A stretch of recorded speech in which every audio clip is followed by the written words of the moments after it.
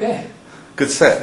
Fantastic set. As good as usual. As good as usual, yeah. Right, I'm going to try and keep this steady. Handheld films again. Yeah, I saw you first time Cambridge. Yeah. After winning the BBC Two award. Yeah. Congratulations. Thank you very much. What's happened since then? Oh, too much. I've been playing all the time, basically non-stop since then. Out of school now, which is great. Yeah. Year out, and constantly playing really during just playing around, playing with different people and meeting new people. It's been great. After Cambridge, I was playing straight away after that in Sidmouth. And what happened after that? Well, soon after that I was at Denmark over at the Tonder Festival. I was only there. I was just as an invited guest. That's a good festival. Great week. Yeah. Fantastic festival. And then after that, the following weekend, I think I was in Belgium playing at a Celtic festival there. And since then, I've been all around. I was doing a big festival in Belfast for a month, open house, and over at Liverpool Irish Festival and all sorts of places. So just lots of gigs. Yeah, loads of gigs. So you've got a band now? I do. Well, I'm doing different stuff. I'm doing solo stuff, and as well as that, I'm playing with Border Piper from Scotland, who I play with. He's more or less the same age as me. A guy called Ross Ainsley, who it's great, modern sort of new stuff that nobody's ever heard before. And the guitarist Sean O'Donnell. Yeah, so I'm doing loads of stuff with them. I've been playing with I play with a boron player from Belfast. Guy. Loads of stuff, different people. It's really good. So where did it all start? I mean, the music? Yeah. It goes back a long way, really. My dad played the pipes. My dad started playing the pipes way before I was born, so from no age I was. He wouldn't have been part of the Armagh Pipers Club, would he? Or? Not totally directly, no. I mean, he would have went to them for books and tuition and things, but not as much as I was. At the time he was living further north than that, but he would have known of the Pipers Club. I would have known of him. So from I was no age, I was sitting in boxes listening to pipes and guitars and stuff like that. My mum sings as well. Yeah. So it was, I don't know, maybe it was natural that we just take up music. Did you do singing as well? I do, yeah. I sing a lot. I sing more and more all the time now. I love singing, it's great. And so yeah, I mean, well, I started playing piano when I was 7, but I didn't like that. My sister was great at it, I wasn't, and I just declared myself a musical failure at that age. And then I went to the Pipers Club when I was about 10. Yeah. Started more or less straight onto the pipes.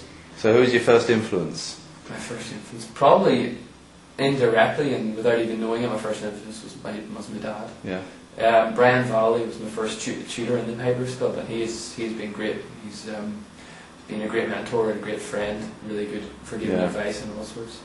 Also straight after that I was taught by a piper called Mark Donnelly, who played with a band called Crave Rua, and Eamon Curran and Tiernan Dinkin. So I've had really good teachers throughout the club. Yeah. It's been great. And so that's my main influences. I suppose other than that, as far as pipers go, the dead pipers, if you want to classify them, I would listen to Seamus Ennis, I think he's great. Willie Clancy, Leo Rosen as well, and the live pipers, people like people who on the back of the folk ward I've got to meet and become more friendly with, people like John McSherry, Nick O'Brien, people like that, and Mike McGoldrick as well on pipes and on flutes. Yeah. What about whistles? Whistles. When did the whistle thing hit in? The whistle thing sort of hit in not long after I was playing the pipes, really. I mean, I think everybody knows how closely whistles and pipes and flutes go hand in hand. I mean, there are differences when it comes to playing them, but people get a kick out of playing different whistles and different pipes and mixing them about. So I think straight away, it was great being in the Pipers Club because there were so many whistle players about. I mean, Brian Finnegan, the whistle player, learnt all his music in the Pipers Club. So there was always whistle playing about. There was, and it was something that was, just which I enjoyed doing as much as playing the pipes. Yeah. I mean, playing the pipes was what I saw being my first instrument, but I played a lot of whistles as well. Lovely. Yeah, I didn't see you doing any whistles on your gigs. Do you do whistles on your gigs? I do. I've got to do more and more recently. Recently with Ross. Ross is also a whistle player, so we do a lot of harmonies and modern tunes on whistles. Sometimes it's a lot easier to do tunes in keys like B and F sharp minor and things on whistles than on pipes. So that's just another great thing about them. They're so you can get a lot more scope. Yeah. With you can change whistles. You can but yeah, I mean I try and run whistles into my gigs as much to an extent. Are you writing much? Yeah, I'm writing more and more now that I've got the time. I mean, when I was at school I wrote loads, but it was as a form, well, it still is as a form of sort of release and musical release. But these days I'm getting to write maybe about at least, I can write maybe a tune a week. A lot of them I won't be happy with, and a lot of them I'll not play, and then maybe 2 months later I'll take a section from a tune that I've written and put it with a new bit. But and all that sort of swapping about. Yeah, I know the trouble. The trouble. Sometimes things just don't sound right in your head. Everybody else can be going, oh, that's great. So are you going to be thinking of doing an album? So is it going to be some of your own stuff? Yeah, definitely. Yeah. Definitely. I mean, the piping world's funny, as is the music world in total, because there's purists and then there's the modern people. And it's tricky to get a good balance, but I definitely will be putting some of my own stuff on it. Yeah. Basically because it's fresh and it's new, and it's a reflection of me, and it's a reflection. Most of your own compositions are reflections of events that have occurred in your life.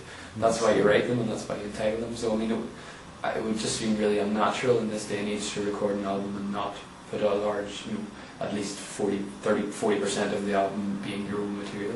What about songs? Are you writing songs, or are you just covering stuff?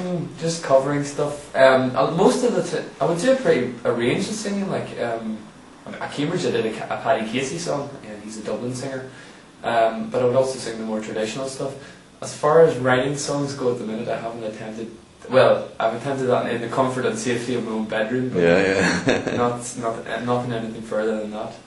Thank goodness. Yeah. Well, do you write? I mean, you must play a bit of guitar or something. Yeah, I play guitar as well. Yeah. I mean, I wouldn't play if I was doing a gig or doing a CD. I wouldn't accompany myself on guitar, but I do play guitar. I would play guitar when I'm singing because it's handy. Yeah. So it's handy when you're a singer and play guitar. Yeah. Yeah. You're making quite a name for yourself over in